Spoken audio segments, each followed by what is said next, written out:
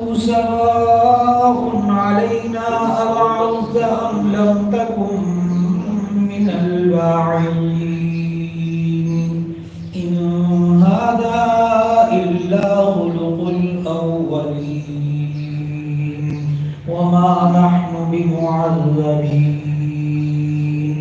فكذبوه فأهلكناهم إن في ذلك لآية وما كان أكثرهم مؤمنين وإن ربك لهو العزيز الرحيم. اللہ رب العزت نے 19ویں پارے میں سورہ شعراء کی آیت نمبر 131 سے 140 تک کی تو پڑھنے کی تلاوت کی توفیق عطا فرمائی. اللہ رب العزت نے ان آیات میں فرمایا فاتقوا اللہ واطیعون کہ تم اللہ سے ڈرو اور میری اطاعت کرو، میری بات مان کر چلو. واتقوا الذی امدکم بما تعلمون اور تم ڈرو اس اللہ سے جس نے تمہاری نعمتوں میں اضافہ کیا جو تم جانتے ہو. امدکم بانعام اس نے تمہارے چوپایوں میں اضافہ کیا، وبنین تمہاری اولاد اور بیٹوں میں اضافہ کیا، وجنات وعیون اور باغات دیے، وعیون اور چشمے دیے. انی اخاف علیکم عذاب یوم عظیم بے شک مجھے ڈر ہے تم پر ایک بڑے عذاب کا، بڑے دن کے عذاب کا.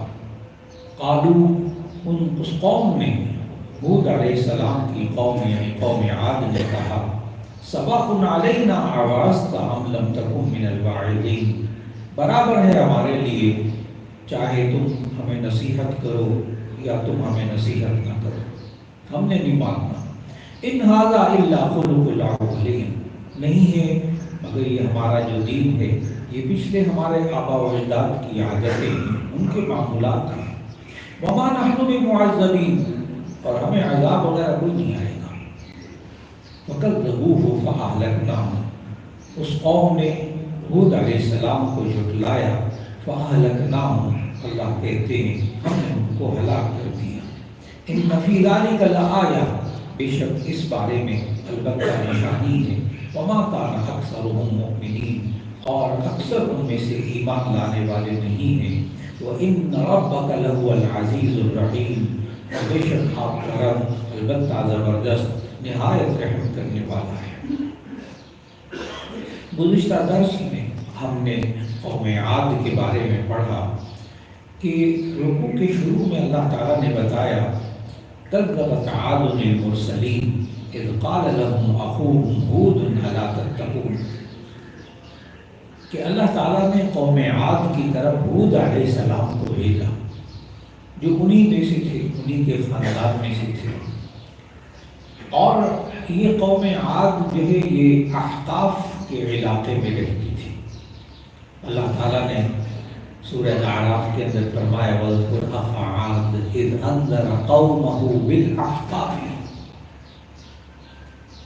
وَاذْكُرْ أَخَا عَادٍ اور یاد دلاؤ قوم عاد کے لوگوں اذ انذر قومه بالاحقاف جب ہود علیہ السلام نے ان کو احقاف کے علاقے میں ڈرایا. احقاف عربی میں کہتے ہیں یہ حقف کی جمع ہے. حقف کہتے ہیں ٹیلا، ریت کا ٹیلا. احقاف کا معنی ریت کے ٹیلے، یعنی یہ قوم ہود جو تھی یہ ریگستانی علاقے میں رہتی تھی، ریت کے ٹیلے ہوتے تھے اور پھر اس کے اندر یہ بلند ترین عمارتیں بناتے تھے. ان کی عمارتوں کی کاریگری دیکھنے والی ہوتی تھی.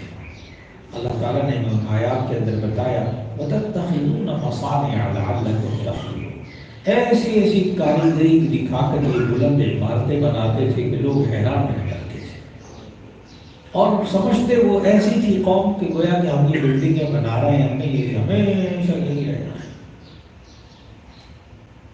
یہ قوم شرک میں مبتلا، بت پرستی میں مبتلا. ہود علیہ السلام نے آ کر ان کو ان کی برائیوں سے بچنے کو کہا. یہ ظالم اور جابر قوم تھی جب ظلم کرنے پر آتی تھی ظلم کی انتہا کرتی تھی. اور یہ بڑے لمبے قد و قامت اور بڑے ڈیل ڈول والی قوم تھی یہ قوم عاد. ان کی طرف ہود علیہ السلام کو اللہ تعالیٰ نے بھیجا.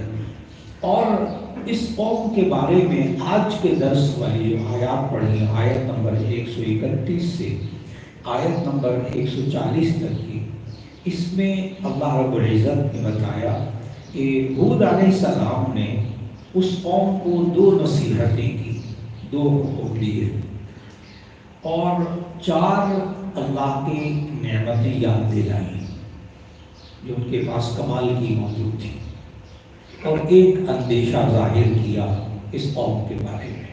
یہ آج کے درس کا خلاصہ کہ ان آیات میں اللہ تعالیٰ نے بتایا کہ ہود علیہ السلام نے اپنی قوم کو 2 حکم دیے اور 4 نعمتیں جو ان کے پاس تھی وہ یاد دلائی، اور پھر آخر میں ایک اندیشہ ظاہر کیا. جو 2 حکم دیے وہ یہ جو آج کے درس کی آیت بالکل پہلی آیت میں آیت 131 میں فاتقوا اللہ وأطیعون. دیکھو فاتقوا اللہ، تم تقوی اختیار کرو، اللہ سے ڈرو. دوسرا حکم یہ دیا کہ وأطیعونی، تم میری اطاعت کرو، میری بات مان کر چلو. معلوم ہوا کسی قوم کی نجات 2 چیزوں میں ہوتی ہے. انبیاء علیہ السلام جب دین کی دعوت دیتے ہیں تو ایسی صورت میں وہ قوم بڑی کامیاب ہوتی ہے جو اللہ سے ڈرتی ہے. نمبر 2 وہ قوم بڑی کامیاب ہوتی ہے جو اپنے نبی کی بات مان کر چلتی ہے. یہ 2 حکم دیے ہود علیہ السلام نے اپنی قوم کو.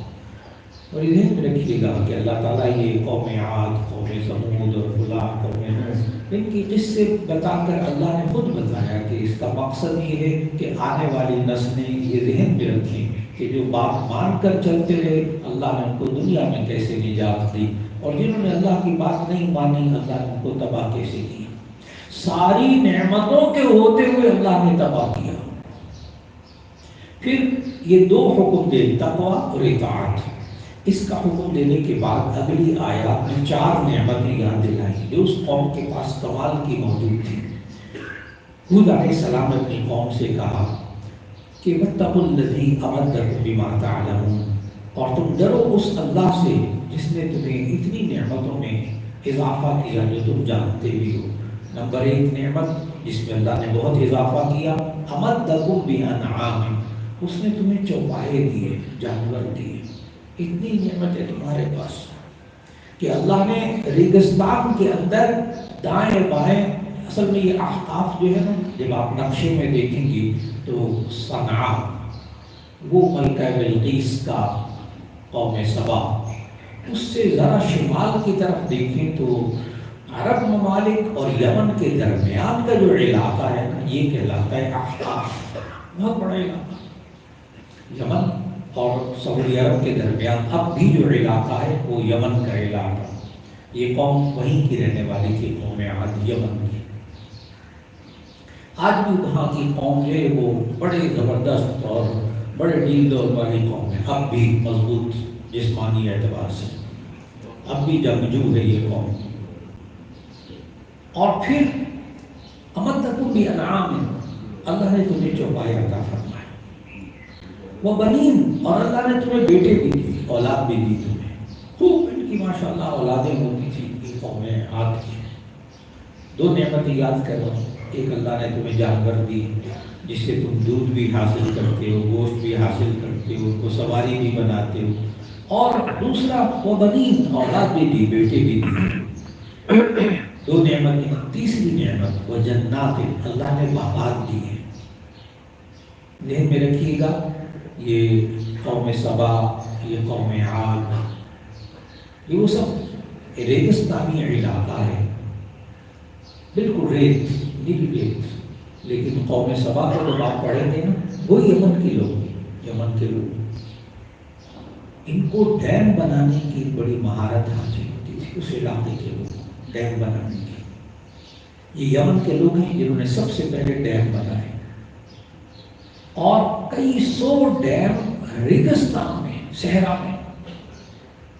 صحرا میں ہوتا کیا تھا کہ وہ یمن کی پہاڑیوں سے جو پانی آتا تھا اس پانی کو یہ لوگ روکتے تھے، اور روک کر اس یمن کے علاقے کے لوگ اور یہ احقاف کے لوگ یہ باغات بناتے تھے، ریگستانی علاقوں پر خود کماتے تھے، بڑے باغات تھے ان کے پاس۔ کیونکہ یہ سوال ذہن میں آتا ہے کہ ایک طرف آپ کہہ رہے ہیں کہ یہ احقاف ریتلے ٹیلوں کے اندر رہتے تھے، دوسری طرف آپ کہہ رہے ہیں کہ یہ باغات ہوتے تھے ان کے پاس۔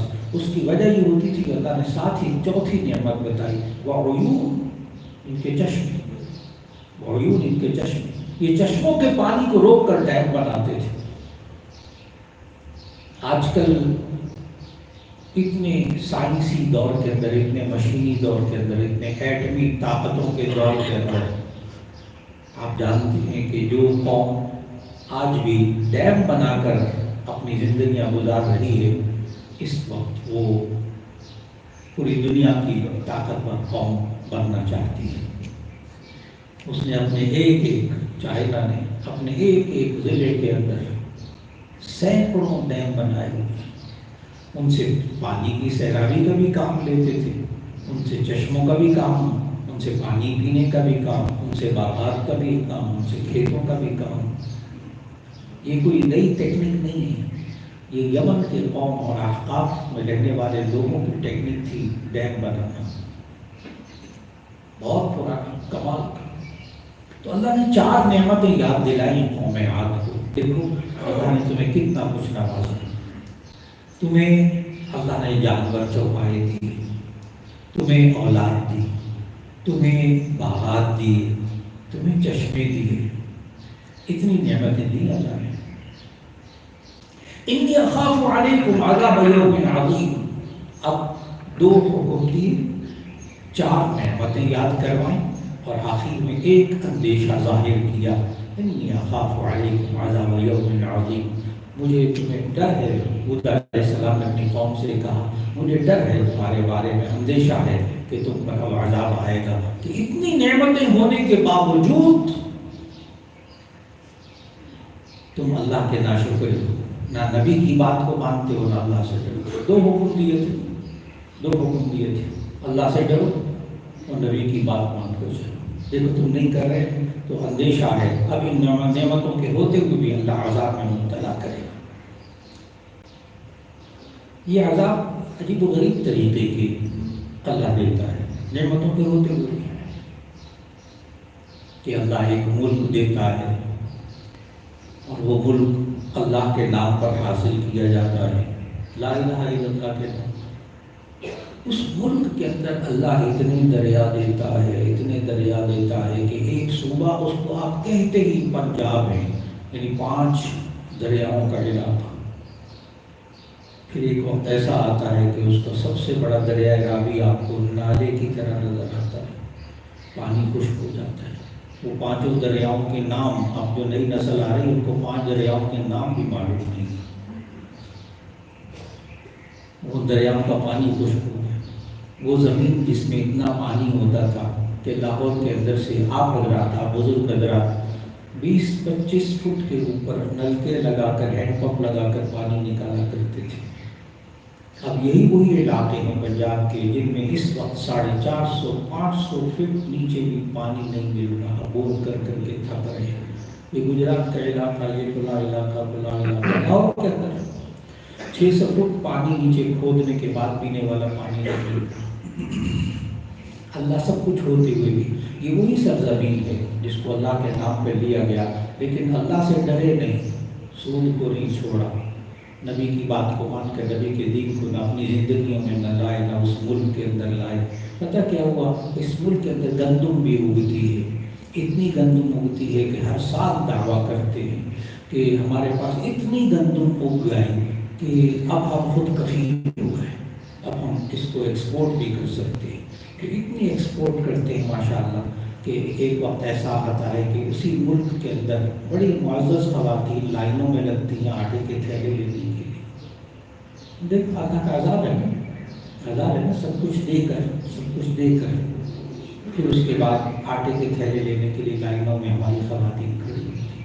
یہ سوچنا ہوگا کیا ہوا، ساری نعمتیں موجود ہیں، گیس اتنی موجود ہے، اتنی موجود ہے، آپ نے خود الفاظ اپنے منہ سے ادا کیے ہوئے ہیں کہ یہ ہمارے پاس اتنی گیس ہے 200 سال تک ختم نہیں ہوگی، اور ایک وقت ایسا آتا ہے کہ گیس موجود ہے لیکن ساری کے وقت کھانا پکانے کے لیے اس کے پاس گیس نہیں، چولہا نہیں لگتا ہے، موجود، ختم نہیں ہوتی، ساری باتیں تفصیلی باتیں موجود سب کچھ موجود، لیکن اللہ نے اس کی قلت میں مبتلا کر دی۔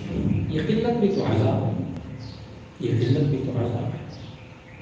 جب بندے کو اللہ نعمتیں دے اور بندہ ناشکری پہ آ جائے، سب کچھ موجود ہے، سارے موسم موجود ہے، بہترین پھل موجود ہے، بہترین غذائیں موجود ہیں اس ملک کے اندر، اتنی سہولتیں تو کسی ملک کو اور ملک کو چاروں موسم نہیں ملے ہوئے، ایسی زمین نہیں ملی ہوئی، ایسے پھلوں کی مٹھاس نہیں ملی ہوئی، ایسے پھلوں کا ذائقہ نہیں ملا ہوا جو پاکستان میں اللہ نے دیا ہوا ہے، لیکن سب کچھ ہونے کے باوجود بے سکونی، بے اطمینانی، ہائے ناشکری، انی اخاف علیکم عذاب یوم عظیم۔ جب ان نعمتوں کے ہوتے ہوئے بندہ اللہ سے نہیں ڈرتا، اپنے نبی کی بات کو نہیں مانتا، اللہ نعمتوں کے ہوتے ہوئے ہائے منہ سے نکلواتا ہے، قلت میں ڈال دیتا ہے، ذلت میں ڈال دیتا ہے۔ اس قوم نے جب نہیں مانا نا تو اندیشہ ظاہر کیا حضرت ہود علیہ السلام نے، انی اخاف علیکم عذاب یوم عظیم، مجھے ڈر ہے کہ تم پر عذاب نہ آ جائے۔ اسی ریگستان کے اندر اللہ نے پتہ کیا عذاب دیا اس قوم ہود کے اوپر، کہ آپ سورہ حاقہ جب پڑھتے ہیں، سورہ حاقہ، تو وہاں اللہ تعالیٰ نے اس عذاب کو کیسے ذکر کیا، ریح صرصر عاتیہ سخرها علیہم 7 لیال و8 ایام حشوما فتر القوم فیہا صرعا کأنہم اعجاز نخل خاویہ فہل تری لہم من باقیہ، کہ اللہ نے ریح صرصر عاتیہ، اللہ نے تیز آندھی بھیجی، اور ریگستان کے اندر اگر آندھی آئے نا تو جو حضرات سعودی عرب کے اندر اور دوسرے ریتلے علاقوں میں رہ کر آئے ہیں نا کبھی، وہاں جب آندھی چلتی ہے اور ریت اڑتی ہے اور آنکھوں میں اور کانوں میں جب گھستی ہے اور پھر جو بگولے گول گول گھومتے ہیں جن کے اندر آگ ہوتی ہے، اللہ نے تیز آندھی بھیجی اس قوم پر، وہی ریت کے ذرات ان کے لیے عذاب بن گئے۔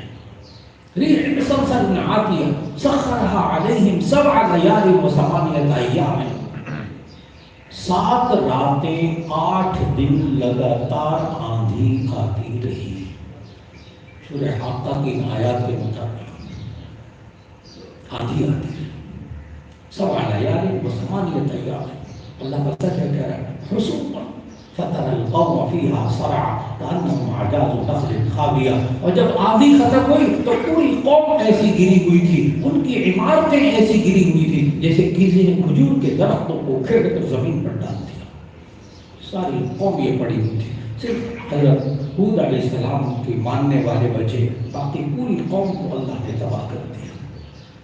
صرف کس کے نتیجے میں؟ جب کوئی قوم اللہ کی دی ہوئی نعمتوں میں ناشکری میں مبتلا ہو جاتی ہے۔ نمبر 2، جب کوئی قوم اللہ سے نہیں ڈرتی اور اللہ کے نبی کی بات کو مان کر نہیں چلتی، اللہ ان نعمتوں میں یا نعمتوں کو چھین لیتا ہے یا ان نعمتوں کے ہوتے ہوئے ان میں بے برکتی ڈال دیتا ہے، بے برکتی ڈال دیتا ہے، سکون ختم کر دیتا ہے، راحت ختم کر دیتا ہے، وہی انسان اس عذاب میں مبتلا ہو جاتے ہیں۔ اللہ ہمیں قوم عاد کی ان حرکتوں سے بچنے کی توفیق عطا فرمائے۔ جب نعمتیں دی ہوئی ہیں اللہ ہمیں شکر ادا کرنے کی توفیق عطا فرمائے، اللہ اور اس کے رسول کو دین کی اس سرزمین پر اللہ نافذ کرنے کی توفیق دے دے، خصوصاً سود کی لعنت سے اللہ بچنے کی توفیق دے دے۔ دعا فرمائیے۔ الحمدللہ رب العالمین، اللہم صلی علی سیدنا و مولانا محمد وعلی آل سیدنا و مولانا محمد وآلہ وسلم۔ ربنا آتنا فی الدنیا حسنۃ وفی الآخرۃ حسنۃ وقنا عذاب النار۔ یا اللہ ہمارے گناہوں کو معاف فرما، ہماری لغزشوں کوتاہیوں کو معاف فرما، یا اللہ قرآن و سنت کے مطابق زندگی گزارنے کی توفیق عطا فرما۔ یا اللہ آپ نے ہمیں قرآن مجید کے اندر گزشتہ قوموں کے حالات بتائے ہیں کہ کیسی کیسی نعمتیں اللہ نے دی، لیکن انہوں نے اللہ اور اس کے نبی کی باتوں کو نہیں مانا، اللہ نے ان پر عذاب نازل کیا۔ لیکن ہم پر عذاب اس لیے نہیں آتا کہ امت مسلمہ کے لیے نبی صلی اللہ علیہ وسلم نے دعا کی تھی کہ یا اللہ میری امت کے بیچ کو، ان کی نسلوں کو ختم نہ کرنا عذاب دے کر۔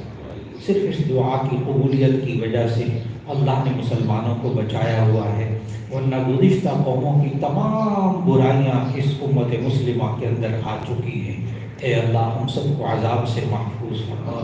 یا اللہ جو تو نے نعمتیں دی ہیں خاص طور پر اس ملک پاکستان میں، یا اللہ ہمیں اس ملک پاکستان کو برا کہنے سے یا اللہ ہماری حفاظت فرما۔ یا اللہ رہتے بھی یہی ہیں، کھاتے بھی یہی ہیں، کماتے بھی یہی ہیں، فائدہ بھی اٹھاتے ہیں، کسی تھالی میں چھید بھی کرتے ہیں، یا اللہ ہمیں محفوظ فرما دے۔ یا اللہ تو نے نعمتیں بہت ساری ہمیں دی، پانی کی نعمت دی، گیس کی نعمت دی، پھلوں کی نعمت دی، رزق دیا، ہر طرح کا غلہ دیا، یا اللہ پھر بھی یہ قوم سجدے میں نہیں جاتی، یہ نماز نہیں پڑھتی، یا اللہ یہ قرآن نہیں پڑھتی، یا اللہ یہ آپس میں لڑتی رہتی ہے، نفرتیں ان کے اندر ہیں۔ اے اللہ تو حفاظت فرما دے۔ یا اللہ ہمیں تقوی خوف خدا نصیب فرما دے، ان نعمتوں کی قدر کرنے کی توفیق عطا فرما دے، ان نعمتوں کا شکر ادا کرنے کی توفیق عطا فرما دے۔ یا اللہ جس طرح تو نے گزشتہ قوموں کو تکلیف میں مبتلا کیا، عذاب میں مبتلا کیا، یا اللہ ہماری حفاظت فرما دے، ہم سب کو ہدایت عطا فرما دے۔ یا اللہ ان نعمتوں کو صحیح استعمال کرنے کی توفیق عطا فرما دے۔ یا اللہ گزشتہ امتوں کو بھی اللہ اولاد دی، لیکن انہوں نے اولاد کو اللہ کی نعمت نہیں سمجھا اور ان اولاد کو صحیح طریقے سے تربیت نہیں دی۔ اے اللہ ہمیں اس بات سے بھی بچنے کی توفیق عطا فرما۔ جن کو اللہ نے اولاد دی ہے، اے اللہ اس اولاد کی اچھی تربیت کرنے کی توفیق عطا فرما۔ یا اللہ ہم سب کے اندر خوف خدا عطا فرما۔ یا اللہ رمضان کے روزوں کے ذریعے آپ نے تقویٰ کی تربیت کی، یا اللہ اس تربیت کو ساری زندگی باقی رکھنے کی توفیق عطا فرما دے۔ اور یا اللہ جو بیمار ہیں سب کو شفاء کاملہ نصیب فرما دے، جو پریشان عالم کی پریشانیوں کو دور فرما دے۔ یا اللہ یہ دعاؤں کی قبولیت کے لمحات ہیں، اے اللہ ہم سب کی دعاؤں کو قبول فرما دے۔ وصلی اللہ تعالی علی خیر خلقہ محمد وآلہ واصحابہ اجمعین برحمتک یا ارحم الراحمین۔